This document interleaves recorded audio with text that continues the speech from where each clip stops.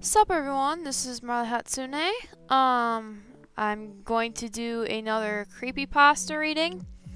This time I'm going to be reading the Eyeless Jack creepypasta. I've heard a lot about it, seen a lot of stuff about it on YouTube and in like Quotev, Wattpad, all sorts of places everywhere with like Reader X Eyeless Jack or creepypasta or one-shots or whatever. So I'm going to read it now, cause why the heck not? I might find a new thing to fangirl over. Maybe. So, I probably shouldn't have mentioned this in the last Lost Silver one, like the Lost Silver one if you'd watched that. Creepypastas are known for they're really creepy. Some can be seriously gory. So, I'm just gonna put it up now that if you don't like violent stuff, I suggest you just move on to something else because you kind of gotta have to be into the gory stuff in order to be able to like it. Anyway, let's get started. Hello, my name is Mitch. I'm here to tell you guys about an experience I've had. I don't know if it was a paranormal or whatever stupid words people use to describe supernatural phenomena, but after that thing visited me, I would leave that for paranormal trash now. A week after I moved in with my brother, Edwin, after my house was foreclosed, I finished unpacking. Edwin liked the idea of me moving in, so we had not seen each other after 10 years, so I was excited too. I soon fell asleep after I moved in. After 1 week, I had heard rustling noises coming from outside at about 1 in the morning. I thought it was a raccoon, so I ignored it and tried to go to sleep. The next morning, I told Edwin about it, and he agreed. The next night, however, I thought I heard my window opening with a loud thump, as if something entered my room. I darted up and looked around my room, but I saw nothing. The next morning, Edwin dropped his coffee cup when he saw me. He held up a nearby mirror and I saw myself. I had a large gash in my left cheek. After I was rushed to the hospital, my doctor told me that I must have been sleepwalking, but then he showed me something that made my blood turn cold. He lifted up my shirt to reveal a sewn-up incision where my kidneys were. I started in his eyes, my eyes widening. You somehow lost your left kidney last night. We don't know how, though. Sorry, Mitch, my doctor told me. The next day was my breaking point. Around midnight, I woke up to see a truly horrifying sight.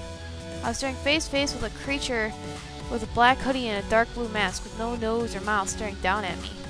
The thing that scared me the most was that it had no eyes, just empty black sockets. The creature also had some black substance dripping from its sockets. It grabbed the camera nearby on the mantle and took a picture. After the picture took, the creature lunged at me and tried to claw with my chest to get to my lungs. I stopped it by kicking it in the face. As I ran out of my room, I grabbed my wallet. I would need the money. I ran to my brother's house and into the night. I eventually ended up in the woods near Edwin's house and tripped on a rock. I fell unconscious and woke up in the hospital. A doctor entered the room, the same one who treated me before. I have good news and bad news, Mitch, my doctor started. The good news is that you had minor injuries and your parents are going to pick you up. I said with relief. Bad news is that your brother has been killed by some thing. Sorry. My parents took me back to Edwin's house to collect my remaining belongings, which I did. Upon entering my room, I was scared but remained calm. I grabbed my camera and then stopped dead in my tracks. In the hallway to my room, I saw Edwin's body and something small lying next to it. I picked up the small thing and entered my parents' car, not mentioning Edwin's corpse. I looked at the thing I had picked up and nearly vomited. I was holding my stolen half-eaten kidney with some black substance on it. Ew, well, that was, I'm sorry guys, I mean, that's just creepy. The realisticness of it actually, before I get started, let's get into critiquing mode. Go from ready to critiquey. Woo! Look, I'm looking back on it now, and it was fairly realistic. Besides, I mean, yeah, it was just really realistic. I mean, it could possibly happen. There could be some psychopath out there who eats kidneys. Must have been some guy named Jack who had some sort of doctoral experience,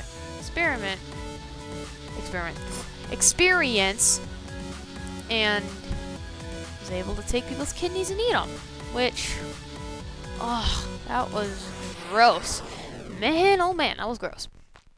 And the ending was really pretty good. gross, disgusting, obviously, but pretty good.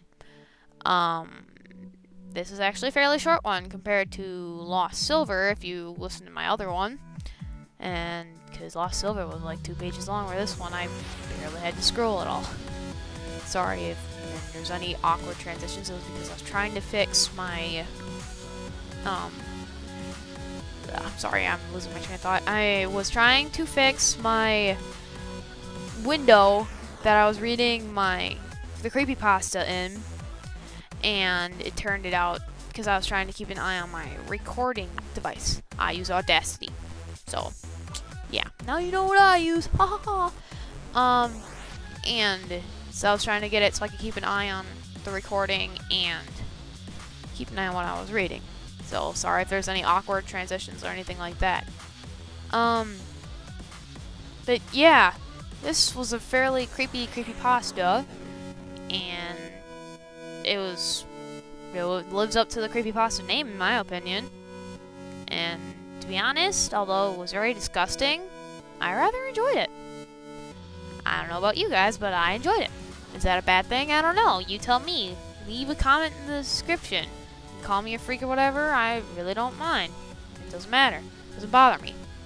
But anyway, thank you for watching. Like, comment, subscribe. Check out my other channel. I have a gaming channel, Marley Hatsune Plays. I do a lot of Let's Plays, so you can feel free to check out that. And that should be about it. I am out of here.